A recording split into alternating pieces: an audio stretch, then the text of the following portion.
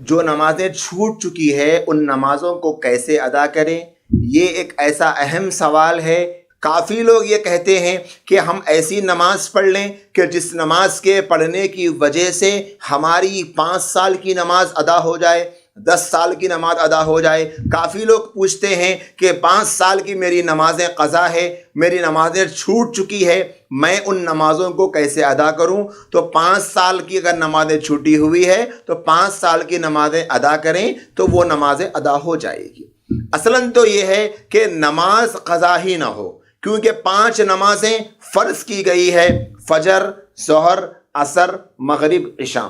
ان 5 نمازوں کے بارے میں قرآن کہتا ہے ان الصلاۃ کانت علی المؤمنین کتابا موقوتا، کہ نماز کو اپنے وقت پر ادا کرنا یہ ہر صاحب ایمان کے اوپر ضروری ہے۔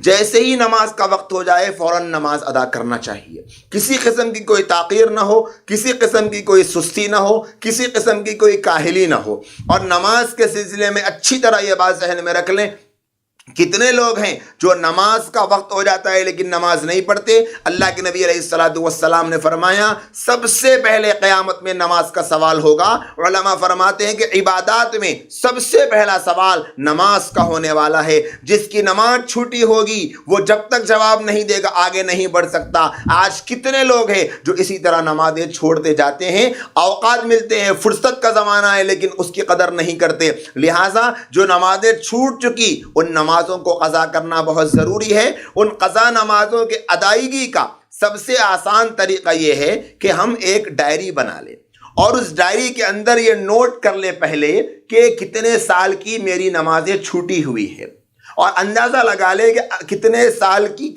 کون سی نماز کتنی چھوٹی ہوگی۔ کیونکہ بہت سے لوگ ہیں کہ جن کو فجر کی نماز پابندی سے پڑھ لیتے ہیں، کچھ ایسے ہیں جو عصر پڑھ لیتے ہیں پابندی سے، بہت سے لوگ تو ایسے ہوتے ہیں جو مغرب پابندی سے پڑھ لیتے ہیں۔ تو ایک محتاط اندازے کے مطابق کہ اتنی نمازیں تو میں نے مغرب کی پڑھی ہوگی اور فجر کی، ظہر کی، عصر کی، عشاء کی، تو پہلے ڈائری مینٹین کریں، اس ڈائری میں لکھ لیں کہ میرے اوپر کتنی نمازیں میرے ذمے میں تھی اور میں نے ادا کتنی کی، جب سے میں بالغ ہوا ہوں تب سے لے کے آج کے دن تک کتنی میری نمازیں چھوٹی ہوئی ہے، کتنی نمازیں مجھ پر ادا کرنا باقی ہے، کتنی نمازیں میں نے ادا کر دی تھی۔ تو یہ جو ڈائری بنائیں گے تو اس ڈائری کا فائدہ یہ ہوگا کہ ہمارے سامنے حساب آئے گا۔ عام طور پہ جب کبھی دل کہتا ہے، کبھی کوئی دل نرم ہو گیا، کبھی کوئی اہم بات سن لی، اللہ کی طرف دل مائل ہو گیا اور قضا نمازیں پڑھنا شروع کر دی، پھر اس کے بعد تھوڑے دن کے بعد دنیا کی طرف دل چلا گیا اور یہاں سے تھوڑا سا جذبہ کم ہوا، پھر چھوڑ دیتے ہیں۔ لہٰذا یہ بات مشاہدے پر مبنی ہے کہ ہم قضا نماز ادا کرنے کے لیے ایک چھوٹی سی ڈائری مینٹین کریں، اس ڈائری میں نوٹس بنا لیں، فجر، ظہر، عصر، مغرب، عشاء۔ اور نیت کیسے کریں؟ نیت یہ کریں کہ اے اللہ میری جو سب سے پہلی فجر کی نماز چھوٹی ہے اس کی قضا کرتا ہوں یا کرتی ہوں، اور ظہر کی نماز پڑھ اے اللہ میری جو سب سے پہلی ظہر کی نماز چھوٹی ہے اس کی قضا کرتا ہوں یا کرتی ہوں۔ اب جب اگلا روز آئے دوسرے دن پھر آپ پڑھیں گے تو اس وقت کیا نیت کرنا ہے؟ اے اللہ جو میں نے سب سے پہلی فجر کی نماز چھوڑی ہے اس کی قضا کرتا ہوں یا کرتی ہوں۔ اے اللہ میں نے جو ظہر کی نماز سب سے پہلی چھوڑی ہے اس کی قضا کرتا ہوں یا کرتی ہوں۔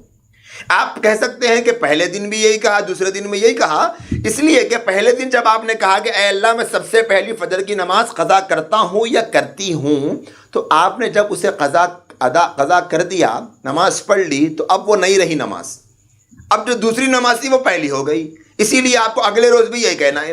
اسی طرح ہر نماز کو آپ پڑھیں گے، اگر آپ یہ ترتیب بنا لیں کہ فجر کے ساتھ فجر، ظہر کے ساتھ ظہر، عصر کے ساتھ عصر، مغرب کے ساتھ مغرب، عشاء کے ساتھ عشاء، اگر آپ 5 نمازوں کے ساتھ روزانہ 5 نمازیں پڑھنے کی عادت بنا لیں تو انشاءاللہ تعالی علماء نے لکھا ہے کہ اگر یہ نماز پڑھنے کے دوران فرض کر لیجئے کہ 10 سال کی نمازیں چھوٹی تھی اور 10 سال کی نمازیں مکمل نہیں ہوئی اور یہ پڑھنے کے دوران ہی وہ مر گیا، تب بھی اللہ تبارک و تعالیٰ کی ذات سے امید ہے، حکم تو یہ ہے کہ یہ آدمی مرتے وقت میں وصیت کر کے جائے کہ میری اتنی نمازیں ابھی باقی ہے، میرا مرنے کا وقت قریب آنا لگتا ہے، اگر مر جاؤں تو اس کا فدیہ ادا کر دو۔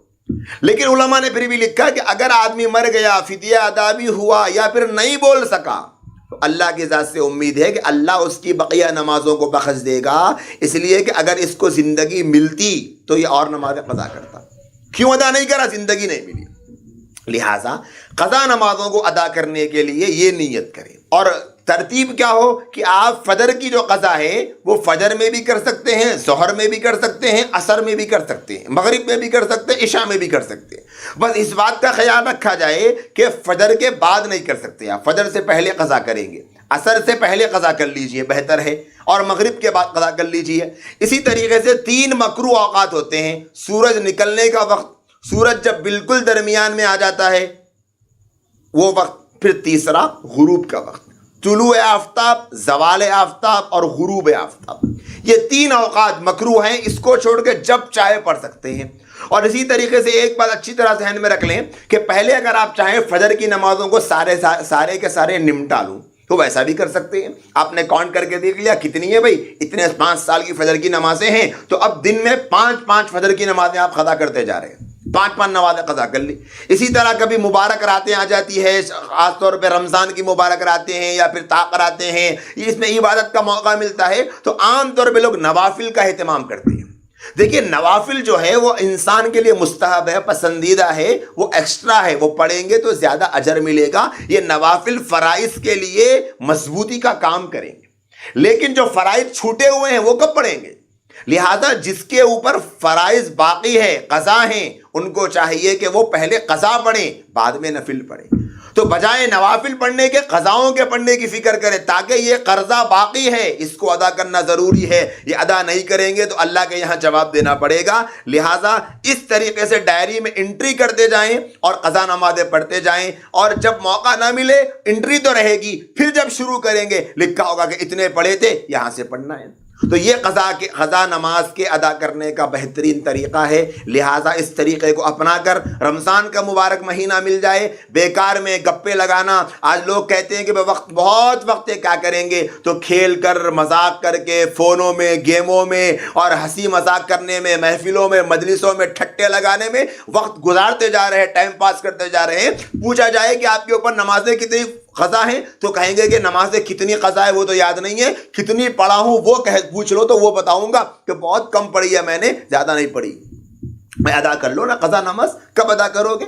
ये वक्त क्यों ज़ाय कर रहे हो? कीमती वक्त क्यों ज़ाय कर रहे हो? आज जो सेहत है वो कल नहीं मिलेगी, आज जो ताकत है वो कल नहीं मिलेगी, आज जो हिम्मत है वो कल नहीं मिलेगी, आज जो फुर्सत है वो कल नहीं मिलेगी, आज जो हौसला है वो कल नहीं रहेगा। हर आने वाला दिन इंसान को बुढ़ापे की तरफ ले जा रहा, हर आने वाली घड़ी इंसान को मौत की तरफ ले जा रही। आज नहीं कर लेंगे मौत की तैयारी तो कब कर लेंगे? लिहाजा इन क़ज़ा नमाज़ों को अदा करने का ये तरीक़ा है, इसको जहन में रख लें और क़ज़ा नमाज इस तरीके से अदा करें। हर एक को चाहिए कि अपनी क़ज़ा नमाज़ों की फ़िक्र कर ले, क्योंकि कल क़यामत में सबसे पहला सवाल नमाज के बारे में होने वाला है। अल्लाह हम तमाम को इस हाल में मौत दे कि हमारे ज़िम्मे कोई नमाज क़ज़ा ना हो। आमीन व आखिरु दावाना अनिल हम्दुलिल्लाहि रब्बिल। है हिंद में अनोखा मरकज़ तहफ़्फ़ुज़ दी, ये दी का तर्जुमा है मरकज़ तहफ़्फ़ुज़ दी।